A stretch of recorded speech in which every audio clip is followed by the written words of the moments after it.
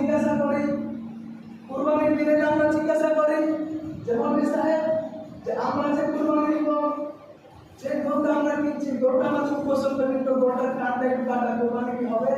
আমরা এই কথা জিজ্ঞাসা করি।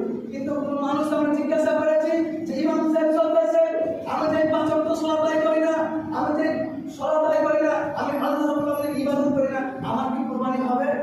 আমরা এই কথা একজন জিজ্ঞাসা করি না। আমরা এই কথা একজন জিজ্ঞাসা করি না যে আমরা পৃথিবীর বুকে যে আমরা মানুষ আল্লাহ রাব্বুল আলামিনকে সন্তুষ্ট করার জন্য কুরবানি দেব, সেই কুরবানি কি হবে? আমরা মৌলভী সাহেবকে জিজ্ঞাসা করি আমার ছাগলটা পছন্দ হয়েছে, অতএব আমার ছাগলটা একটু নেক্সট টাকাটা আমার কি কুরবানি হবে? আপনি জিজ্ঞাসা করেছেন ইমাম সাহেব, সরদার সাহেব, আমি তো নিয়মিত নেশাদার দ্রব্য করি, আমার কি কুরবানি হবে? আমরা জিজ্ঞাসা করেছি? আমরা জিজ্ঞাসা করি।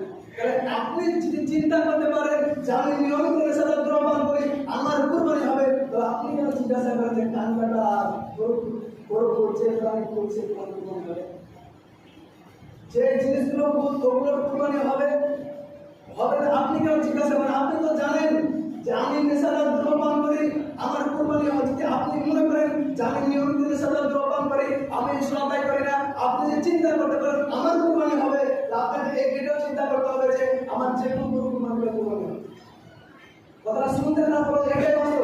আপনি যদি নিজেই চিন্তা ভাবনা করতে পারেন যে আমি সালাত আদায় করি না, তবে আল্লাহ আমার কুরবানি কবুল করে আমি কুরবানি দেব, আপনি কি লোকদের কুরবানি দেন?